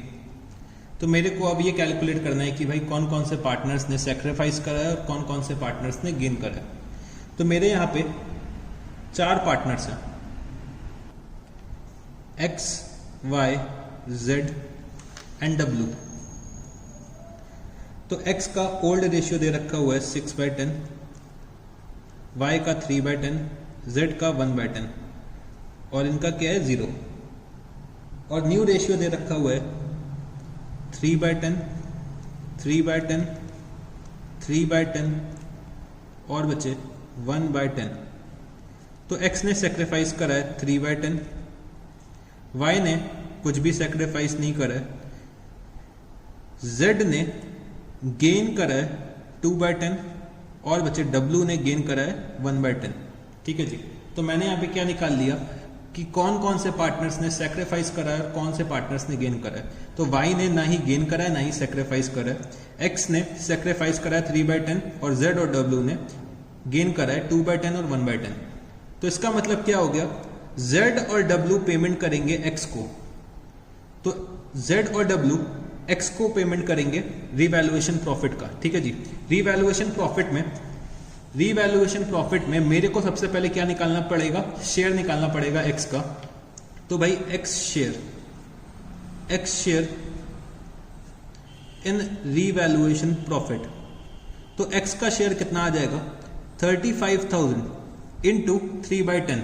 3/10 इनका क्या आ रहा है, सेक्रीफाइस आ रहा है, तो 35,000 इंटू 3/10, तो मतलब एक्स का शेयर कितना हो गया, 10,500 रुपीज का शेयर हो गया रिवैल्यूएशन प्रॉफिट में। तो ये 10,500 का जो ये शेयर एक्स को मिलेगा वो कौन पे करेगा, जेड और डब्ल्यू पे करेंगे। तो अगर मैं 2/10 निकालता हूं 35,000 का, अगर मैं 2/10 निकालता हूं तो 7,000 जेड बियर करेंगे, और 1/10 निकालता हूं तो 3500 कौन बियर करेगा, डब्ल्यू बियर करेगा। ठीक है जी। तो अब चलो हम लोग एक एंट्री पास कर देते हैं। तो मैंने यहां पे एंट्री पास करी, Jades capital account debit, Jades capital account debit, तो जेड के कैपिटल अकाउंट को हम लोग डेबिट कर देंगे 7,000 से, डब्ल्यू के कैपिटल अकाउंट को हम लोग यहां पे डेबिट कर देंगे 3500 से, और बच्चे एक्स ने सेक्रीफाइस करा है तो एक्स के कैपिटल अकाउंट को हम लोग यहां पे क्रेडिट कर देंगे 10,500 से। ठीक है जी, हम लोग यहां पे क्रेडिट कर देंगे एक्स के कैपिटल अकाउंट को 10,500 रुपीज से। तो बच्चे सबसे पहले मेरे को क्या करना पड़ेगा, सबसे पहले मेरे को रिवैल्यूएशन का प्रॉफिट निकालना पड़ेगा या फिर लॉस निकालना पड़ेगा।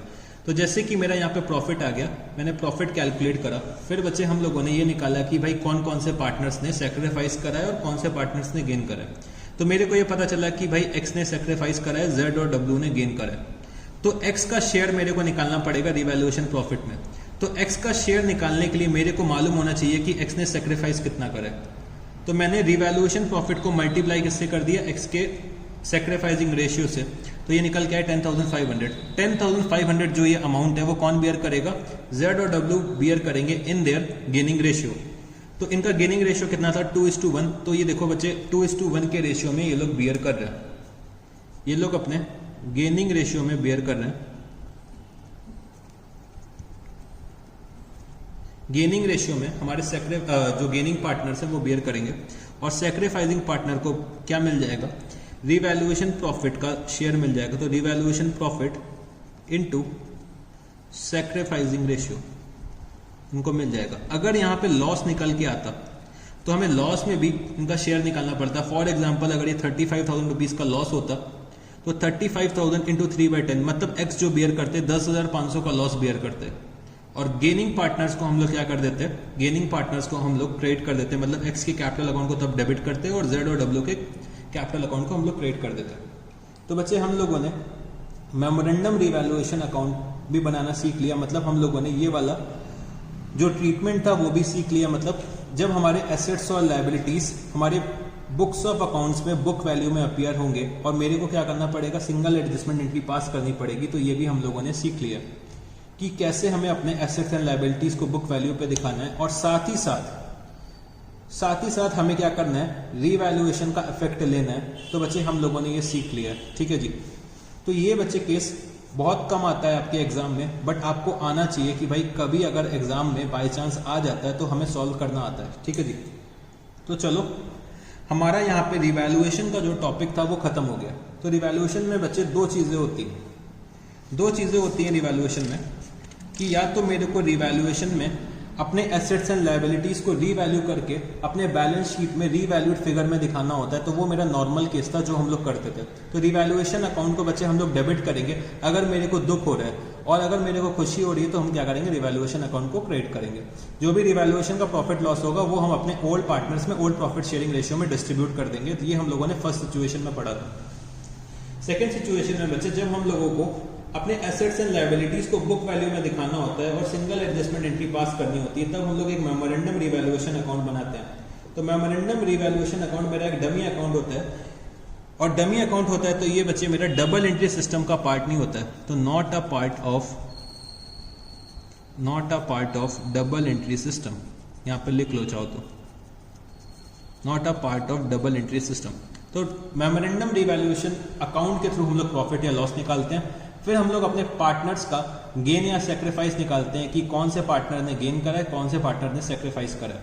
तो अगर प्रॉफिट आ रहा है तो भाई सेक्रीफाइसिंग पार्टनर्स को मिल जाएगा उनके प्रॉफिट का हिस्सा, मतलब जो भी रिवैल्यूएशन प्रॉफिट आएगा उसमें से उसको मैं मल्टीप्लाई कर दूंगा पार्टनर्स के सेक्रीफाइसिंग रेशियो से, तो उनको अपना अपना हिस्सा मिल जाएगा। और कौन उनको उनका शेयर पे करेगा, बच्चे गेनिंग पार्टनर्स पे करेंगे। अगर लॉस आ रहा है तो मेरे को मतलब मेरे जो सेक्रीफाइसिंग पार्टनर्स है वो किसको पे करेंगे, गेनिंग पार्टनर्स को पे करेंगे इन देयर सेक्रीफाइसिंग और गेन रेशियो। तो यहाँ पे बच्चे हमारा जो रिवैल्यूएशन का टॉपिक था वो खत्म हो चुका है, ठीक है जी। तो रिवैल्यूएशन में बच्चे इतना ही था। अच्छा, रिवैल्यूएशन के लिए आप लोग क्या करो, होमवर्क लिख लो कि भाई रिवैल्यूएशन में आप लोगों को क्या क्या होमवर्क में करना पड़ेगा। तो एक क्वेश्चन प्रिपेयर कर लेना जो एक थ्योरेटिकल क्वेश्चन है, डिफरेंस बिटवीन। तो आप लोगों को डिफरेंस लिखना है, डिफरेंस बिटवीन रिवैल्यूएशन अकाउंट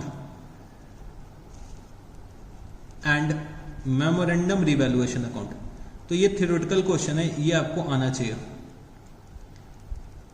तो इसके एटलीस्ट 3 to 4 डिफरेंसेस आप लोग लर्न कर लेना। आप लोगों से हो सकता है थ्योरेटिकल क्वेश्चन एग्जाम में पूछ लिया जाए। तो difference between revaluation account and memorandum revaluation account, ठीक है जी। और क्वेश्चंस अब आपको कौन कौन से होमवर्क में करने होंगे रिवैल्यूएशन के, वो भी चलो नोट कर लो। तो होमवर्क में आप लोगों को क्वेश्चंस करने हैं रिवैल्यूएशन के। तो क्वेश्चन नंबर आपको करना है 67, ठीक है जी। क्वेश्चन नंबर 68 भी आपको करना है। इसके बाद क्वेश्चन नंबर बाकी क्वेश्चन शायद मैंने करा दिए। तो 66 भी मैंने करा दिया, 69 भी मैंने करा दिया, 70, 71 भी मैंने करा दिया। तो जो क्वेश्चंस मैंने कराए उसको एक बार खुद से ट्राई भी करना। फिर क्वेश्चन नंबर 67 और 68 आप लोगों को करना है, ठीक है जी। तो चलो अब हम लोग 10 मिनट का ब्रेक ले लेते हैं और फिर ब्रेक के बाद मिलते हैं। तो आप लोग भी चाय पकौड़े समोसे खा के आइए, थोड़ा सा रिफ्रेश होके आइए। तो फिर हम लोग अपना second part of the class शुरू करते हैं, जिसमें हम लोग एक और नया टॉपिक शुरू करने जा रहे हैं, जिसका नाम है कि भाई रिजर्व्स और एक्यूमुलेटेड लॉसेस का मेरे को कैसे क्या ट्रीटमेंट करना होगा, अब हमें सीखना है। तो वो हम लोग अपने सेकंड पार्ट में सीखेंगे। तो फटाफट से आप लोग चाय कॉफ़ी कुछ पी के आइए, फटाफट से अपने आप को रिफ्रेश करके आइए। हम लोग सेकंड पार्ट में मिलते हैं।